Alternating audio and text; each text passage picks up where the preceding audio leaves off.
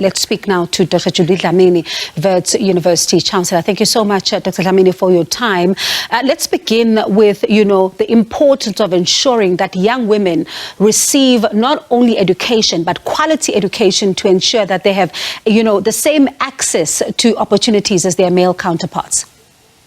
Thanks very much for having me, Bongiwe. Good evening to the viewers.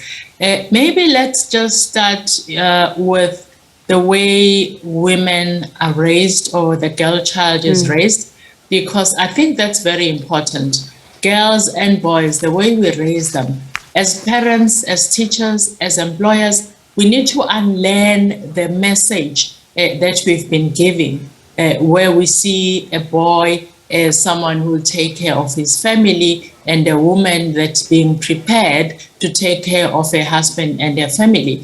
That has to change. The message has to be, we are raising human beings that have to stand on their own and be productive in society and be the best versions of themselves. I think that's very important, because it starts with parents and it goes up to the employment setting, where as a woman, especially as a Black woman, God forbid you have a sexual orientation that is outside the norm, then you are perceived to be less, then you have to work 2 to 3 times harder than the next person, especially males, especially white males. So I think it's a focus on inclusion. It's a focus on unlearning the expectation of our girl child and boy child, by the way.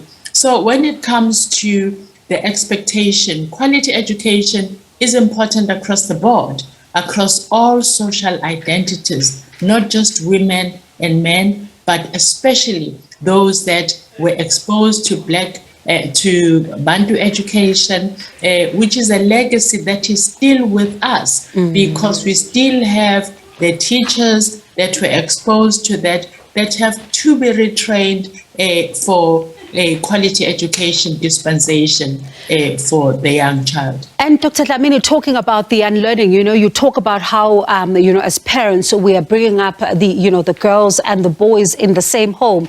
We also, as parents, need to unlearn this whole notion of, it's the girl child that must go wash the dishes while the boy child is sitting with their books and they're learning. And because now you're already setting up the boundaries and kind of like conditioning the girl's mind to say, this is what is expected of you, whereas your brothers must study and it looks like they might study further.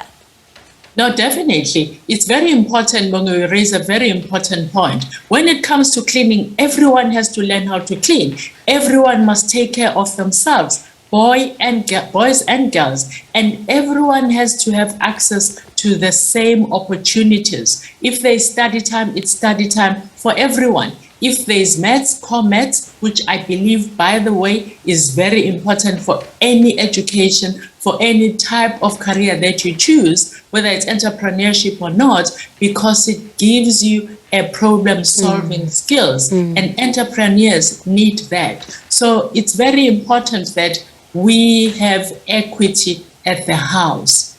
A lot of us have to unlearn that, including myself, because we were raised to believe that, no, you have to clean the house and the brother is busy studying. That has to change. It really has to. And when you look at global research, it talks about, the fact that there is, a disproportionate supply or even spread out of resources. You look at a lack of funding, for many of the young girls, young women that are looking to go into entrepreneurship.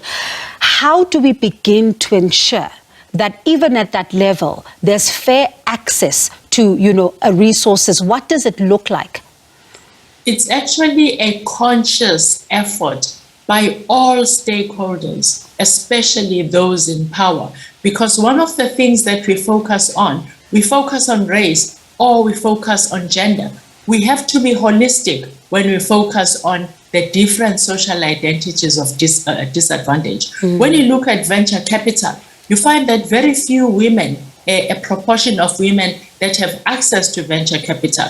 When you look at leadership positions, very few women have an equal opportunity to lead. When you look at COVID and the people that have lost the highest number of jobs globally. You're looking at about 55% of them being women. And if you look at race, it's likely to be black women. So across the spectrum, we need to consciously look at the social identities of disadvantage, especially women and especially black women, and say where we need more support, we need to give that. If only 5 to 10% of venture capital is actually given to women, what do we need to do to change that?